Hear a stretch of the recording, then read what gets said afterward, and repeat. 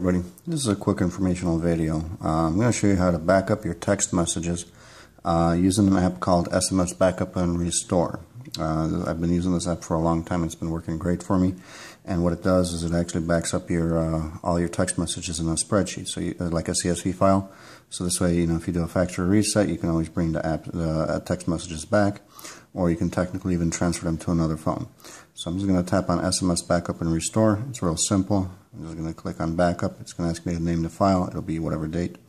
I'm going to hit OK, and it's backing it up to the memory card. Now you can also check if you don't have a memory card, it'll store it to the phone's memory, but then you can transfer it to the external memory card. So now I've basically backed everything up.